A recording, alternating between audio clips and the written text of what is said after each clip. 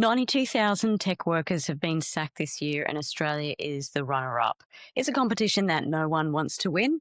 I'm Bec McIntosh. Welcome to Career Jam's The Riff for your weekly AI and careers news. Globally, over 92,000 tech workers have already been laid off in 2006, with Meta cutting about 8,000 jobs and Microsoft restructuring. AI explicitly cited as the driver. There are other things going on, so I think it's important to know that Meta goes up and goes down if you can look at their stats of onboarding and then layoffs in the last few years. And then we've also had this sort of COVID bloat. So companies like Atlassian, which has just recently laid off a lot of workers, they've had a huge influx of people coming in when it was COVID and times were good. And now they've downgraded and offloaded people. And they're saying it's because of AI, but really, we're yet to get to the bottom of those figures, but I'm guessing that there's more to that than just simply AI. So there is a scoreboard going around the internet, and it's about the tech job losses globally in 2026. Number 1, San Fran. Number 2, Seattle. Number 3, it's closer to home, it's Sydney. In Australia, employment is 4.3%. So we don't necessarily have major issues in people finding roles. We're at an all-time historic low. It means companies aren't necessarily hiring lots of new people. A lot of them are playing the waiting game at the moment as they wait to see what's happening in the oil crisis that we're currently experiencing. And growth is also contained because companies don't have that certainty to plan ahead. So they're playing that game when it comes to, should we take on that project? Should we invest in that R&D and roll out that thing and hire new people to do that? They're being a little bit more conservative because they don't quite know where that road's going to go. There's currently some news out this week that there's calls for AI in Australian workplaces to be regulated. It came out in the AFR, and the Australian Services Union are very keen to see that, particularly IT and admin roles, that they're already experiencing AI-driven productivity demands and threats of digital surveillance. And we've seen in China in the last week, a Chinese court has ruled that companies cannot terminate employees just to replace them with artificial intelligence. So a court has decided that a tech firm in eastern China had illegally fired one of its workers after he refused to take a demotion when his job was automated. So companies cannot unilaterally lay off employees or cut salaries due to technological progress, which is quite amazing when you see the crazy cool technological advancements that China is currently deploying in sort of embodied robotics and LLMs like DeepSeek. The ruling comes as the Chinese government are in a race to implement AI systems. We know that this is a big sovereign play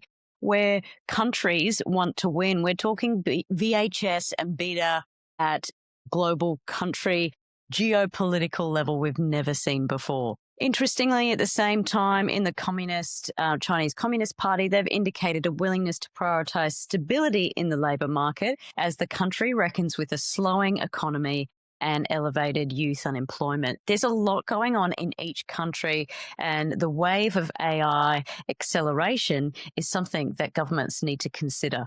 Wellbeing is increasingly becoming a big issue.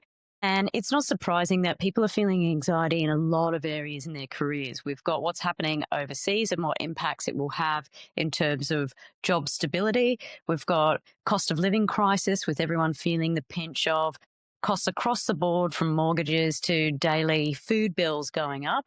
And then we've got the AI acceleration where people are just wondering, what will my job be in the future? And will the next generation of young people have to access when it comes to jobs? So a new report in May has revealed that 3 in 5 Australian workers would accept lower pay for improved wellbeing, with AI fears being among the key drivers. And it's really, a point now where people are reevaluating their careers. It's always been something that people have done at different points due to different levers, whether sort of internal restructures kick that off, or whether it's something that's happening in their own life. But AI is really making people think twice about what their career is and how they sort of create meaning day to day in their worlds. Another piece of research from Hayes has come out to say that AI is reshaping technological roles by automating tasks rather than eliminating jobs. And I feel like, we're at very early stages of that sort of S curve of innovation.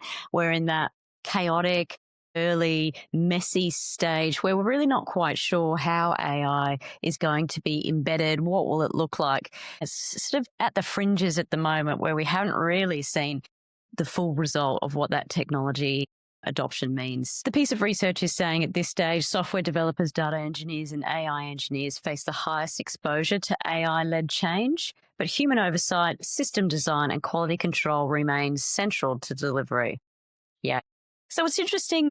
AI literacy is the number one hiring skill in Australia. According to LinkedIn's Jobs on the Rise 2026 data, it shows that AI literacy is the most in-demand skill Australian employers are seeking. And I think we're super early stages of AI implementation.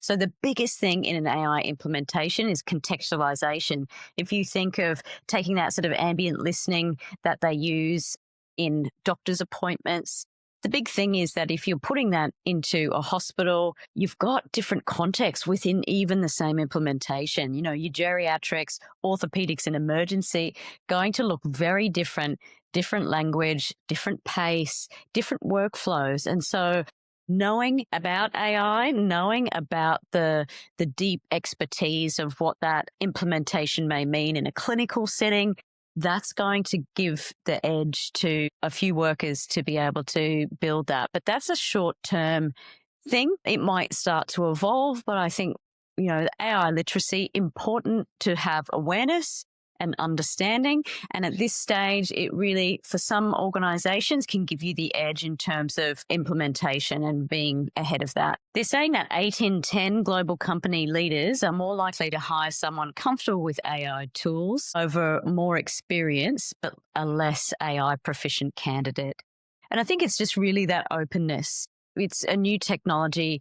People want, you know, their employees to be open and curious about that, and they want their cake and eat it too. They want you to have the expertise and the technical proficiency. So I think the thing is not to ignore it, have some awareness, start building confidence, but keep options open and look and how it's evolving and keep up to date with some of the latest developments, because you want to be catching the wave, not way behind, drowning in the backsets. So an interesting piece from the Washington Post this week that is looking at the measurable evidence, and it's saying that actually across the board, we're not seeing a huge dramatic impact on AI and jobs.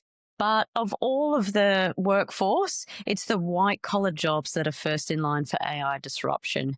So unlike sort of past bottom 10% being replaced and automated over time, we're actually seeing AI come in at higher levels with the skills that it has. Skills in programming, marketing, financial analysis, and customer service. Highest overlap of AI capabilities. You've probably heard about the AI Armageddon, the AI apocalypse. There's some dramatic news out there where it's freaking everyone out and everyone's starting to panic about where their jobs will go. The key thing is to stay on top of the news and not put your head in the sand and completely ignore it. Bank of America's global research team have said that the Armageddon narrative, it's not in line with economic theory. It flagged a new wildcard, though, the one-person company. We're talking agentic AI systems here that can autonomously manage workflows, and we will see that start to evolve. So whilst they're saying we're not seeing it yet, who knows where the development of Agentic is going to reshape that workforce. So in the UK, the British Chamber of Commerce has said the workforce is not ready for what's coming. And let's face it, they're having a bit of a hard time over there. 54% of firms now use AI from 23% in 2023. But of those who have moved beyond generic tools into bespoke AI, 1 in 5 staff reported seeing staff reductions and 3 times more likely to have restructured job roles. So the Microsoft AI chief exec told the Financial Times in February that white-collar professional tasks will be fully automated in 12 to 18 months. Ooh, thanks. Boston Consulting Group have recently come out with a report that said AI will reshape more jobs than it replaces, with the analysis arguing that task automation doesn't equal job losses.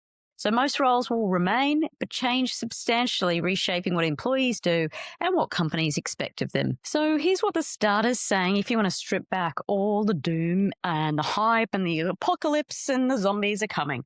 Jobs that are getting hit hardest are the ones that are built on being processor of information. Entry-level coding, admin, call centers, bookkeeping, they have talked about automating these for absolutely years. But basically, if your whole job is doing something fast and accurately that a machine could do now faster and more accurately, the role is up for grabs. It's the jobs that require judgment, context, emotional intelligence, and embodied skills, like a plumber trying to work out where that leak is, having to bang through walls and replace really complex components, nurses, teachers, people who understand specific industries and can navigate its relationships. You know, what is your personal moat? They talk about moats in startups in terms of being defensible and different and really hard to compete with. And maybe we as professionals need to think about what is our moat, what's our competitive advantage before things like AI start taking chunks of our opportunity areas away. So the question isn't, will AI take my job?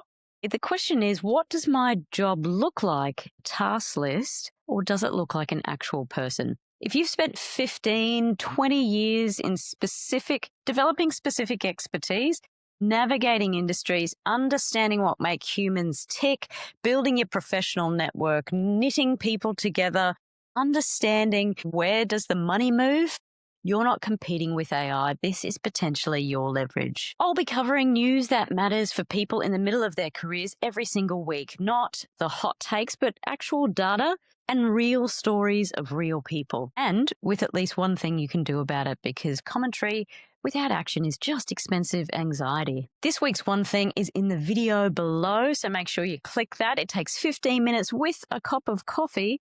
Look forward to seeing you on next week's Careers and AI News on Career Jams, the Riff.